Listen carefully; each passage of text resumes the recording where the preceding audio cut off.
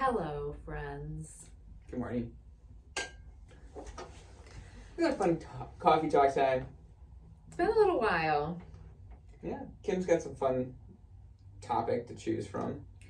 So just so you know how we choose these topics, it's basically whatever people are coming in with questions about that we're hearing about all the time.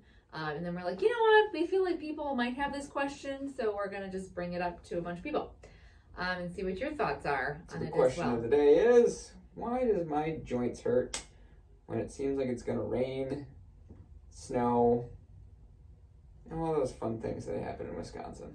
So we have some pretty crazy barometric pressure changes in our area, in our region. And people ask, is my body affected by that? I feel like whenever a storm is coming, I can feel it. Oh, a storm is coming, or headaches or migraines. And the science and the reality behind that is that, yeah, we are affected by the pressure changes in a pretty significant way. Do you want to explain? Do you want me to explain? You keep going. Oh, okay. Sounds great. I'm on a roll.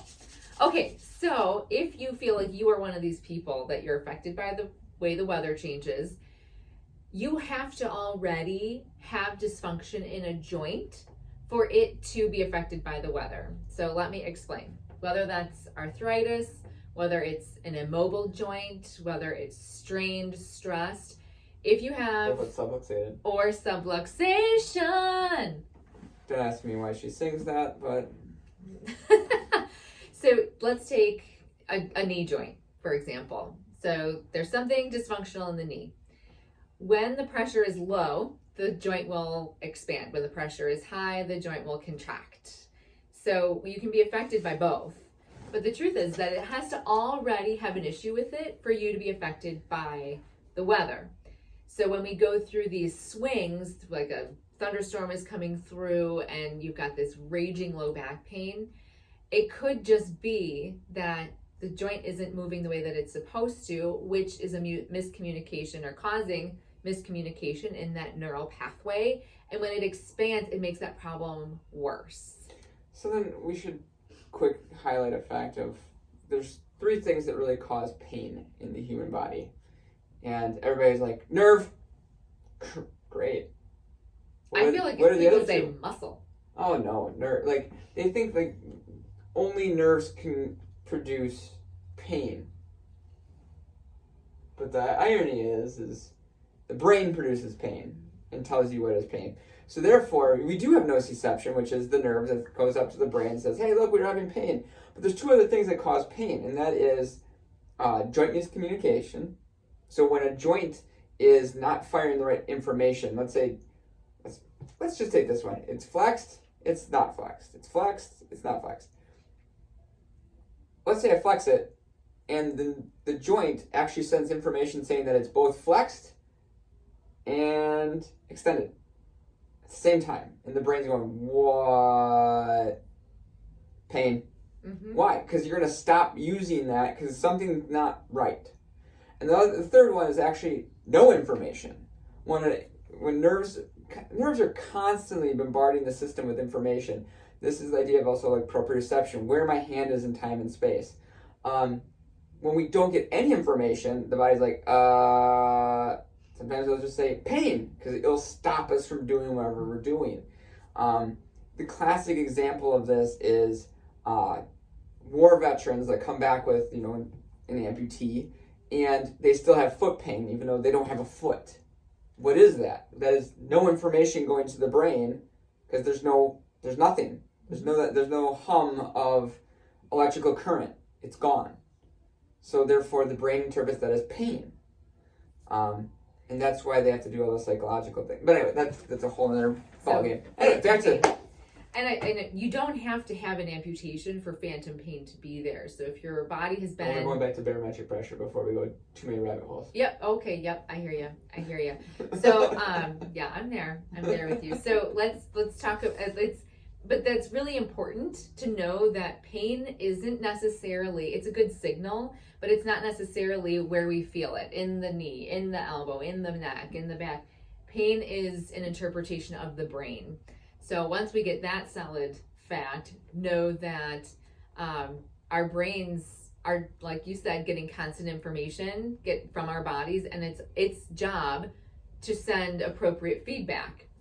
So let's take that to barometric pressure, where things are, your joints are having more information because things are expanding and contracting, and maybe your activities are different and you're favoring one side because it hurts. That's new information to the brain, and it can respond with inflammation. This is a real injury. There's real tissue damage happening. Or it can say, wow, this is really confusing to me, but I'm going to send pain anyway, even though there's no real issue there. Or it can say, I don't like what's happening. I'm not getting any information. Or this is a memory.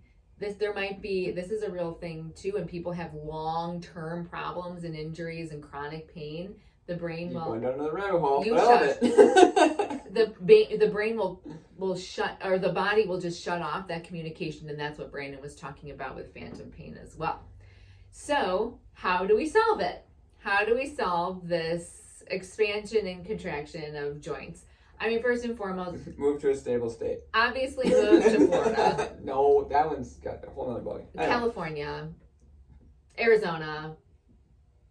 I can make fun of every state, I guess. Never mind. No, that's not the solution. The solution is to obviously get adjusted. We are the keepers of the joints and the nervous system. Is that what you're nervous system function, and that communication between the brain and the body. So it doesn't matter if it's real tissue damage, if it's a memory, or if it's confused. We can help with all three. And that's one thing. The other thing would be, we can also talk about if you're having long-term knee issues. Let's expand it.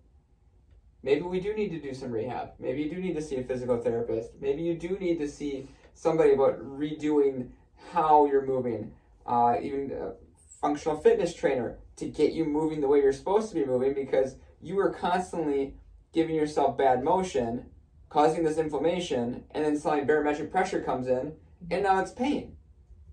You're already doing it. So you have three options. You got the chiropractor, you got a PT for strength, and then you got a functional fitness coach or a fitness person to get you moving correctly.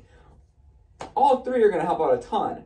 So no, I'm not going to point at anybody that's where one stops, but we do really good with this stuff.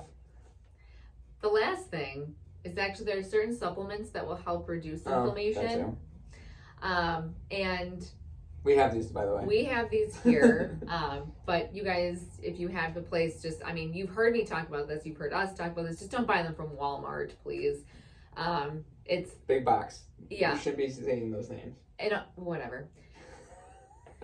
Find me and punish me, Walmart. No. Don't challenge that. So anti-inflammatory supplements would be an omega-3. So a fish oil or a flaxseed oil, something in that form. A vitamin D3, 25, it's 1,000 IUs per 25 pounds. Vitamin D3, why did I just say that? Yeah, I just said that. Done. Yeah, well. Those are the big, curcumin, those are the big anti-inflammatories. That's not ibuprofen. That's not going to shut down your healing processes, but are going to help your whole body heal. You want to go down that rabbit hole too, then? I don't. Oh, okay, some other time then. Well, I hope this great barometric pressure conversation that's led down to many different avenues of talk is helpful. If you have any questions, you can always ask us, and we'll always try to help you out. Happy Friday.